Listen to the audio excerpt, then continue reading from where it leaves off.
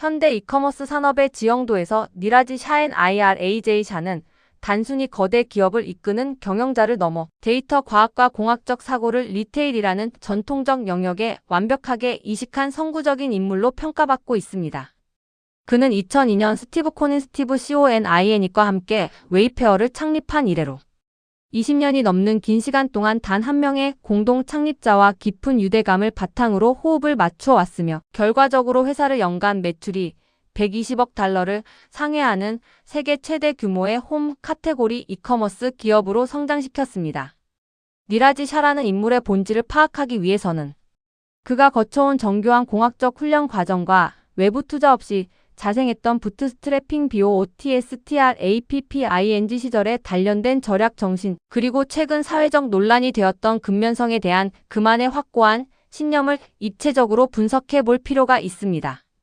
니라지 샤가 보여주는 독특한 경영 방식은 그가 성장해온 환경과 교육적 배경에 매우 깊은 뿌리를 두고 있습니다. 그는 매사추세츠주 피츠필드에서 인도 출신 이민자 가정의 아들로 태어났으며 아주 어린 시절부터 부친과 조부의 활동을 통해 비즈니스라는 개념을 일상적인 공기처럼 접하며 성장했습니다. 그의 할아버지는 인도 현지에서 냄비와 팬을 제조하는 철강 사업을 운영하던 기업가였고 그의 아버지는 글로벌 기업인 제너럴 일렉트릭지에서 평생을 기계공학자로 근무하며 정밀한 시스템의 중요성을 몸소 보여주었습니다. 이러한 가계의 흐름은 니라지 샤에게 복잡한 시스템을 설계하고 최적화하는 공학적 사고방식과 함께 아무것도 없는 상태에서 가치를 창출해내는 기업가적 근성이라는 두 가지 핵심 자질을 유산으로 남겨주었습니다. 실제로 그의 아버지는 은퇴한 이후 웨이페어의 초기 단계에 합류하여 재무적 조언을 제공했으며 현재까지도 회사 내에서 활발히 활동하고 있는데 이는 니라지 샤가 비즈니스를 단순한 경제적 거래가 아니라 장기적인 가족적 가치와 신뢰의 연장선으로 인식하고 있음을 잘 보여주는 대목입니다. 학문적으로도 그는 코넬 대학교 코넬 유너버서티에서 공학 학사 학위를 취득하며 자신의 정체성을 더욱 공고히 다졌습니다.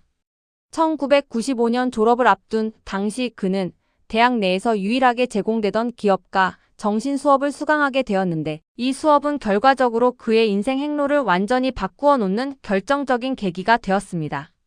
본래 대학원 진학이나 로스쿨 입학을 진지하게 고려하고 있었던 그는 이 수업에서 비즈니스 플랜을 직접 작성해보는 경험을 통해 실제 창업의 길로 들어서게 되었습니다. 이때 만난 스티브 코니는 단순한 기숙사 룸메이트를 넘어 평생의 비즈니스 파트너가 되었으며 두 사람의 조합은 공학적인 정밀함과 사업적인 기민함이 결합된 아주 독특한 리더십 듀오를 형성하게 되었습니다. 니라지 샤와 스티브 코닌의 파트너십은 20년이 넘는 경영 역사 속에서 단 한 번의 불화설도 외부에 노출되지 않았을 만큼 견고한 것으로 유명합니다. 샤는 여러 인터뷰를 통해 이 관계를 지속시키는 핵심 동력이 상호 간의 절대적인 신뢰와 역할의 상호 보완성에 있다고 설명해 왔습니다. 창업 초기에는 샤가 기술적인 부분을 담당하고 코닌이 마케팅을 맡을 것으로 예상했으나 실제 사업을 운영하는 과정에서 샤는 전반적인 경영 관리에 코닌은 기술적 비전과 아키텍처, 설계에 훨씬 더 뛰어난 적성을 보인다는 사실을 발견하고 역할을 조정했습니다. 이러한 유연한 역할 분담은 두 사람이 서로의 전문 영역을 침범하지 않으면서도 각자의 잠재력을 극대화할 수 있는 튼튼한 토대가 되었습니다. 특히 그들이 의견 차이를 해결하는 방식인 그라운드, 트루스 그라운드 트루스, 지상 검증 원칙은 매우 인상적입니다. 샤는 데이터가 인간의 본능적인 판단에 끊임없이 도전해야 한다고 믿으며 두 사람 사이에 갈등이 발생할 때 단순히 감정적으로 타협하는 것이 아니라 철저한 데이터 수집과 실험을 통해 어느 쪽의 가설이 진실에 더 가까운지를 확인하는 과정을 거칩니다. 그는 이러한 시스템을 서로의 맹점을 보완해주는 안정적인 운영체제라고 정의하며 1인 창업자가 흔히 빠지기 쉬운 독단적 판단의 위험성을 동료와의 협업을 통해 현명하게 극복해 왔습니다. 웨이페어의 전신이었던 CSN 스토즈는 2002년 스티브 코닌의 집 여분 방에서 아주 작게 시작되었습니다.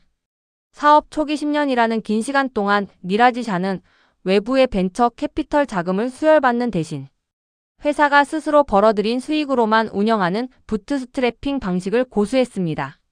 이 시기에 고독하고 치열했던 경험은 샤의 리더십, 철학에 지독할 정도의 절약 정신 프루갤러틱과 실행 중심의 문화를 깊이 각인시켰습니다. 자본의 희소성은 그들로 하여금 모든 경영 판단에 있어서 극도의 효율성을 추구하게 만들었으며 이는 훗날 회사가 연 매출 5억 달러라는 상당한 규모를 달성할 때까지 조직 전체를 지배하는 강력한 운영 원칙으로 작용했습니다. 당시 샤는 구글과 야후의 검색 광고 툴이 막 태동하던 시기를 놓치지 않고 이를 적극적으로 활용하여 특정 니즈에 집중한 틈새 사이트를 무려 250개 이상 구축해 나갔습니다. 새장이나 할아버지 시계, TV 스탠드와 같이 매우 구체적인 품목에 집중한 이 사이트들은 당시 대형 리테일러들이 미처 주목하지 못했던 롱테일롱, TAI의 시장을 빠르게 장악하는 전략적 도구가 되었습니다. 샤는 과거를 회상하며 데이터에 기반한 정교한 키워드 타겟팅과 고객 행동, 분석이야말로 거대 경쟁자들을 압도할 수 있었던 자신들만의 비결이었다고 강조하곤 합니다. 2011년에 이르러 니라지 샤는 경영자로서 자신의 운명을 건 가장 중대한 전략적 결단을 내리게 됩니다. 그것은 바로 250여 개에 달하는 개별 전문 사이트들을 과감히 폐쇄하고 하나의 통합 브랜드인 웨이페어캄으로 모든 역량을 결집하는 것이었습니다. 이러한 전환은 기존에 확보했던 개별 사이트의 트래픽을 포기해야 했기에 단기적인 매출 손실 위험이 매우 컸으나 장기적으로 강력한 브랜드 자산을 구축하고 고객의 반복 구매를 유도하기 위해서는 피할 수 없는 선택이었습니다. 샤는 철저한 고객 설문조사를 통해 소비자들이 파편화된 전문 사이트보다는 집 안의 모든 가구와 용품을 한 곳에서 신뢰하며 구매할 수 있는 통합된 쇼핑 경험을 갈망하고 있다는 사실을 간파했습니다. 이후 웨이페어는 2014년 뉴욕 증시 상장을 통해 또 한 번의 도약을 이뤄냈으며 특히 코로나19 팬데믹 기간에는 집 꾸미기 수요가 폭증하면서 매출이 전년 대비 55% 급증하여 140억 달러라는 경이로운 기록을 세우기도 했습니다. 그러나 샤는 이러한 호황 속에서도 안주하지 않고 팬데믹 이후 찾아올 시장의 조정기를 냉철하게 대비했습니다. 그는 약 3년에 걸쳐 시스템 전체를 근본부터 다시 구축하는 리플랫포밍 REPLATFORMING 작업을 강행했는데 비록 이 기간 동안 눈에 보이는 신규 기능을 출시하지 못해 기술적 자원이 낭비되는 것 아니냐는 우려의 시각도 있었으나 결과적으로 이 결정은 최근의 에이전틱 AI 시대를 선제적으로 맞이하기 위한 완벽한 토양을 마련해 주었습니다. 니라지 샤를 설명할 때 가장 논쟁적이면서도 핵심적인 요소는 바로 직원들 사이에서 이른바 니라지즘엔 IRAJISMS이라 불리는 그만의 독특한 경영 격언들입니다. 2023년 말 그가 직원들에게 보낸 내부 이메일이 외부로 유출되며 큰 파장을 일으켰던 사건은 그의 인물 됨됨이를 가장 선명하게 드러내줍니다. 샤는 나태함이 성공으로 보상받은 역사는 거의 없다고 단언하며 성공을 위해서는 야간 근무와 긴 노동시간을 마다하지 않는 태도가 필수적이라고 주장합니다. 그는 현대 사회의 화두인 워크-라이프 밸런스라는 용어에 대해서도 냉소적인 반응을 보이며 진정으로 야망이 있는 개인이라면 일과 삶을 이분법적으로 나누는 것이 아니라 자연스럽게 조화시키고 융합 블렌드 언드 밸런스하는 방식을 스스로 찾아내야 한다고 강조합니다. 또한 그는 회사에 돈을 쓸 때 마치 자신의 지갑에서 나가는 돈처럼 생각하라는 엄격한 기준을 요구합니다. 이메일에서 그는 이더넷 케이블 설치 비용이 과도하게 책정된 사례를 언급하며 직접 토요일에 나와서 작업해도 훨씬 적은 비용으로 끝낼 수 있는 이를 비싼 값에 맡기는 행태를 고속도로 강도에 비유하며 질타하기도 했습니다. 그는 모든 직원이 공격적이고 실용적이며 절약하고 민첩하며 고객 지향적이고 스마트해야 한다는 6가지 원칙을 준수할 것을 촉구하며 기존의 불합리한 정책이나 관료주의에 대해서는 제일 원칙 퍼스트 프린서펄즈에 입각하여 언제든 의문을 제기하고 파괴할 것을 주문합니다. 기술적인 측면에서 볼 때 니라지 샤는 웨이페어를 단순한 온라인 가구점이 아니라 기술을 통해 비용 곡선을 혁신적으로 굴절시키는 기술 플랫폼 기업으로 정의합니다.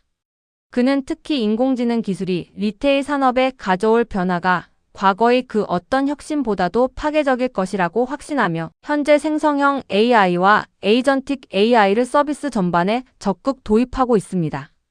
예컨대 인공지능 상담원이 제품 사진만으로 파손 여부를 정교하게 판단하거나 고객의 취향을 분석해 실시간으로 방의 디자인을 렌더링해주는 뮤즈와 같은 서비스가 대표적인 사례입니다. 더불어 그는 가구 배송이라는 난도가 매우 높은 물류 과제를 해결하기 위해 전 세계 3개 대륙에 걸쳐 2천만 평방피트 규모의 거대한 물류 인프라를 직접 구축했습니다. 그는 규모의 경제가 뒷받침되지 않는 물류는 생존할 수 없다고 믿으며 아마존이 범용적인 공산품에 최적화되어 있다면 웨이페어는 홈 카테고리만의 특수한 물류 체계를 통해 그 누구도 쉽게 넘볼 수 없는 강력한 해자 모트를 쌓아 올렸다고 자부합니다. 수년 동안 온라인 시장에만 매진해왔던 그는 2024년 시카고의 첫 대형 오프라인 플래그십 매장을 오픈하며 새로운 도전의 장을 열었습니다. 이 역시 철저하게 데이터에 기반한 결정이었는데 매장 방문객의 절반 이상이 브랜드에 처음 유입된 신규 고객이었을 뿐만 아니라 제품을 직접 체험하게 함으로써 반품률을 기존 대비 20%나 낮추는 실질적인 효과를 거두었습니다. 또한 그는 기업 경영을 통해 얻은 수익을 사회에 환원하기 위해 아내질 샤와 함께 샤 가족재단을 설립하여 보스턴 지역의 교육과 의료 시스템 개선에도 힘쓰고 있습니다. 재단의 활동 역시 비즈니스와 마찬가지로 문제의 증상이 아닌 근본 원인을 치료하기 위한 제1원칙 사고방식이 그대로 적용되고 있으며 학교 식단 개선 프로그램인 허브 앤 스포크를 통해 아이들에게 신선한 음식을 효율적으로 공급하는 혁신적인 모델을 만들어내기도 했습니다. 결론적으로 니라지 샤는 모든 시스템을 최적으로 튜닝하고자 하는 공학자의 영혼을 가진 경영자라고 할 수 있습니다. 그는 시장의 일시적인 파동에 일희일비하지 않고 이커머스 침투율의 확대나 AI 기술의 발전과 같은 장기적인 흐름에 자신의 모든 것을 거는 인물입니다. 그의 리더십은 때때로 조직원들을 지나치게 밀어붙인다는 비판을 받기도 하지만 그 이면에는 부트스트래핑 시절부터 체득한 처절한 생존 본능과 데이터가 가리키는 방향에 대한 무한한 신뢰가 자리 잡고 있습니다. 그는 스스로를 끊임없이 훈련해야 하는 운동선수에 비유하며 25년 전 코넬 대학교 기숙사에서 품었던 그 열정과 실용주의를 지금도 잃지 않고 있습니다. 결국 니라지 샤는 데이터라는 강력한 무기를 들고 근면이라는 가치와 절대 타협하지 않으며 웨이페어를 세계 최고의 기술 기반 리테일 기업으로 진화시키기 위해 끊임없이 노를 저어나가는 지독한 실용주의 리더라고 정의할 수 있을 것입니다.